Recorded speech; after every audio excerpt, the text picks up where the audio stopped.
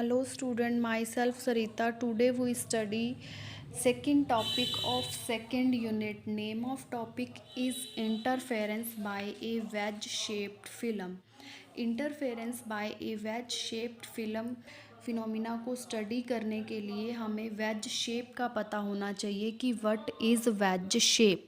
आपके पास सपोज करो मैंने दो ग्लास प्लेट ली, एक सरफेस पे रखी, एक को मैंने इंक्लाइन किया स्मॉल एंगल अल्फ़ा पे, तो जो ये आपके पास शेप आ रही है that is called wedge shape. और at the edge this is called edge, और एट द एज आपके पास टी की वैल्यू क्या होगी, ज़ीरो। अब हमने इस वेज शेप फिल्म के अंदर इंटरफेरेंस पैटर्न को स्टडी करना है कि आपके पास इंटरफेरेंस पैटर्न कैसे ऑब्टेन्ड होगा। जो आपका इंटरफेरेंस पैटर्न है वो आपका डिपेंड करता है path difference of the B R and B one R one rays के पाथ डिफरेंस के बीच में। हमने क्या कंसीडर किया, एक thin wedge shape film consider की at an small angle alpha.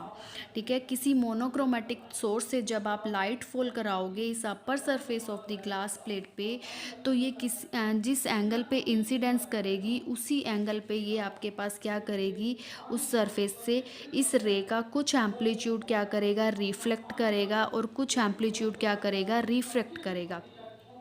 हमने अपर सरफेस पे बी पे एक नॉर्मल ड्रॉ किया दैट इज़ बी क्यू।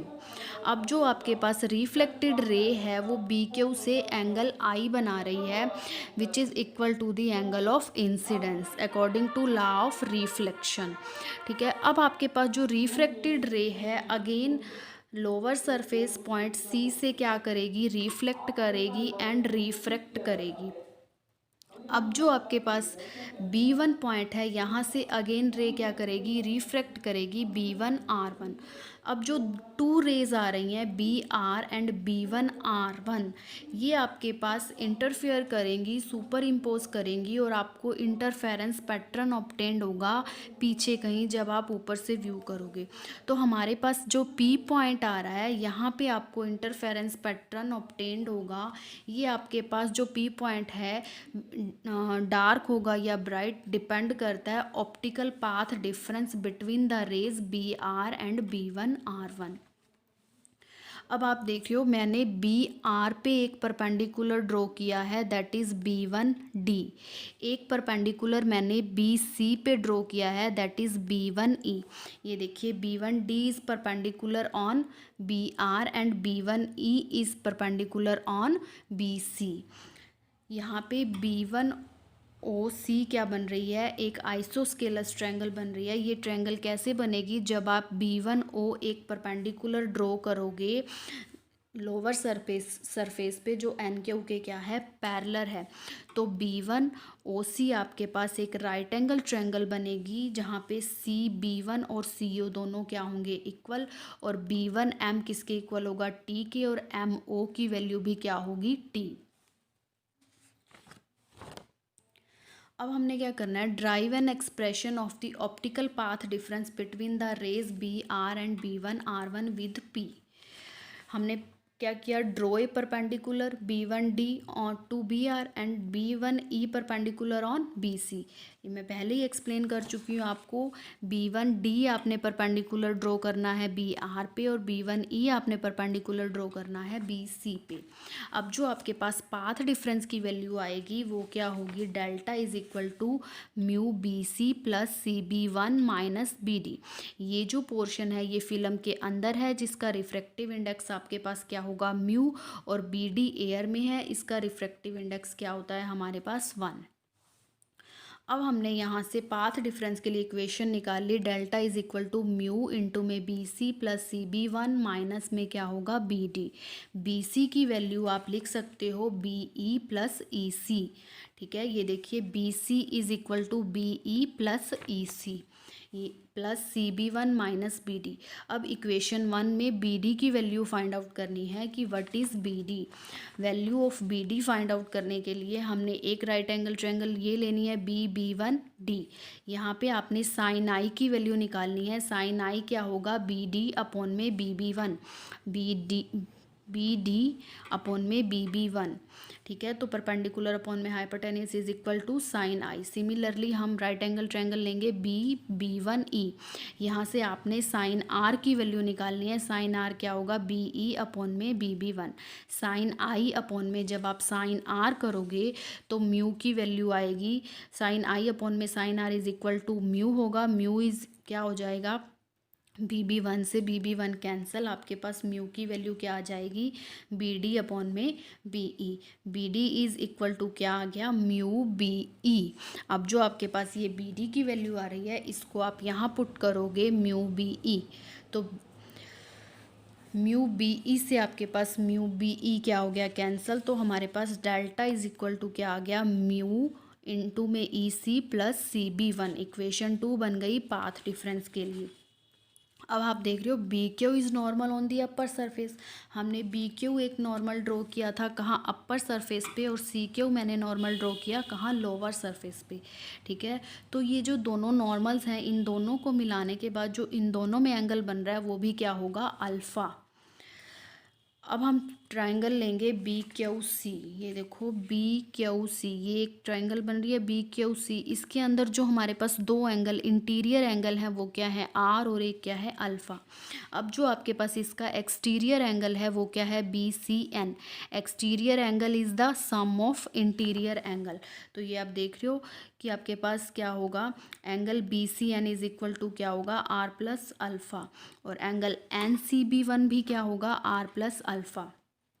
अब हम B one O is perpendicular on the lower surface. ये हमने B one O perpendicular draw किया था लोअर सरफेस पे, जिससे हमारे पास क्या बन रही थी, एक आइसोस्केलस ट्रायंगल बन रही थी बी वन ओ सी। अब जो आपके पास इसके अंदर एंगल आएंगे सी ओ बी वन, ये वाला एंगल बी और ये वाला एंगल, ये भी दोनों क्या होंगे, आर प्लस अल्फ़ा। यहाँ पे सी बी वन और सी ओ दोनों क्या होंगे, equal, because triangle is isosceles. और B one M is equal to M O is equal to T. ये देखिए B one O C is an isosceles triangle, so C B one is equal to C O. C B one is equal to C O and B one M is equal to M O is equal to T. ये देखिए B one M is equal to M ओ, और ये क्या है, T के equal, तो ये भी क्या होगा, टी के इक्वल। अब हमने क्या ली, B one O C is an isosceles triangle, C B one is equal to C O. तो हमारे पास जो पाथ डिफरेंस की इक्वेशन आ रही थी, delta is equal to mu E C plus C B one. C B one की जगह पे हम सी ओ कर सकते हैं, यहाँ से हमने देखा है C B one is equal to C O. तो सी ओ की वैल्यू, सी बी वन की वैल्यू हमने क्या पुट कर दी, सी ओ। अब म्यू ई सी प्लस सी ओ, देखिए क्या है, म्यू ई सी प्लस सी ओ किसके इक्वल आ गया, ई ओ के। तो यहाँ पे आप लिख सकते हो म्यू ई ओ। अब from right angle triangle E O B one से हम क्या निकालेंगे, ई ओ की वैल्यू निकालेंगे, ई ओ अपॉन में बी वन। ये देखिए ये आपके पास राइट एंगल ट्रायंगल है, यहाँ क्या करोगे, ई ओ अपॉन में क्या करेंगे, बी वन ओ। तो आपके पास वैल्यू क्या आएगी, कोस आर प्लस अल्फ़ा। तो ई ओ की वैल्यू क्या हो गई, B one O cos are plus alpha. Value of E O put in this equation mu E O. जो हमने डेल्टा पहले पाथ डिफरेंस निकाला म्यू ई ओ, यहाँ पे ई ओ की वैल्यू क्या पुट करेंगे, B one O cos are plus alpha. Put करने के बाद आपके पास जो इक्वेशन बनेगी वो क्या है, mu B one O cos are plus alpha. अब बी वन ओ जो आपके पास है वो क्या है, B one M plus M O. यहाँ पे देखिए B one O is equal to B one M plus M O. B one M किसके इक्वल है, T K. M one O O M O किसके इक्वल है, T के। तो हम यहाँ पे लिख सकते हैं टू बी वन एम किसके इक्वल है, ये टू टी के। अब जो आपके पास पाथ डिफरेंस की वैल्यू आई वो आपके पास क्या आई, two mu T cos r plus alpha. T क्या है, यहाँ पे थिकनेस है किसकी, फिल्म की, एट पॉइंट बी वन पे। अब पाथ डिफरेंस जो आपका डिपेंड कर रहा है वेरिंग थिकनेस पे करेगा and also varying of angle of incidence. Phase change आता है, आपको पता है पाई का, और पाथ डिफरेंस आता है λ/2 का जब डेंसर मीडियम से कोई रे रिफ्लेक्ट करती है। जैसे हमने थिन फिल्म में मैक्सिमा और मिनिमा की कंडीशन निकाली थी, वैसे ही यहाँ पे आपके पास मैक्सिमा की कंडीशन क्या होगी, 2μt cos r plus alpha is equal to n+1/2 into में लैम्डा। एन की वैल्यू कोई इंटीजर होगी 0 1 2 3। सिमिलरली मिनिमा की कंडीशन क्या होगी, 2μt cos r plus alpha is equal to n lambda. अब अगर हम कंसीडर करते हैं कि कोई parallel beam of light of monochromatic source से फॉल करा रहे हैं जिसकी वेवलेंथ क्या है लैम्डा, तो एंगल ऑफ इंसिडेंस क्या होगा, सेम होगा at every point of the film, and also angle of refraction भी क्या होगा, सेम होगा। तो optical path difference varying only due to only varying thickness of the film. अब इक्वेशन जो हमारे पास 4 आ रही है मैक्सिमा की, वो क्या है, perpendicular nth fringe will appear bright having constant value of mu t. So fringes क्या होंगी, फ्रिंजेस इक्वल थिकनेस की होंगी जब हमारे पास म्यूटी की वैल्यू क्या होगी, कांस्टेंट होगी। एट द एज, ये आपके पास एज है, स्टार्टिंग में ही मैंने आपको बताया था कि एज पे जो टी की वैल्यू है वो क्या है, 0। तो एज क्या अपीयर करेगा, टू बी डार्क। तो आपके पास जो ब्राइट फ्रिंजेस आएंगी वो at the distances from the edge जो होगा वो क्या होगा, delta is equal to λ/2, 3λ/2, 5λ/2। Film is dark at the distances, तब आपके पास distance delta is equal to होगा लैम्डा, 2λ, 3λ, सो ऑन।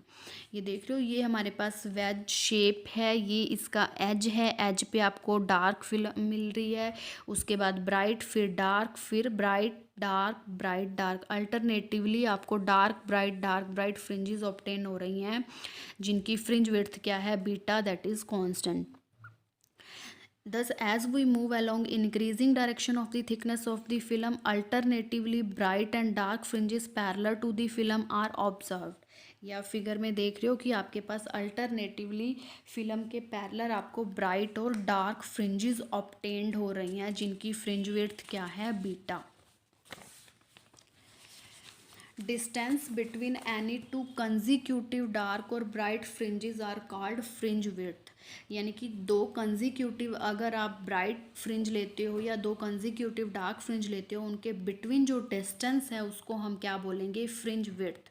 हमने पाथ डिफरेंस कैलकुलेट कर लिया है, अब हम क्या करेंगे, फ्रिंज विड्थ बीटा की वैल्यू फाइंड आउट करेंगे कि आपके पास बीटा की वैल्यू क्या होगी। एट द एज टी की वैल्यू आपके पास क्या है, 0। ठीक है, तो जो हमारे पास कंडीशन आ रही थी मिनिमा की वो क्या थी, 2μt cos r plus alpha is equal to n lambda. यहाँ पे n की वैल्यू मैंने 1 पुट कर दी, तो आपके पास 2μt cos r plus alpha is equal to हो गया लैम्डा। अब बीटा आपके पास फ्रिंज विड्थ है और t आपके पास थिकनेस है, t की वैल्यू आपके पास क्या होगी, बीटा tan अल्फ़ा। यहाँ से आप t की वैल्यू निकालोगे, that is beta tan alpha.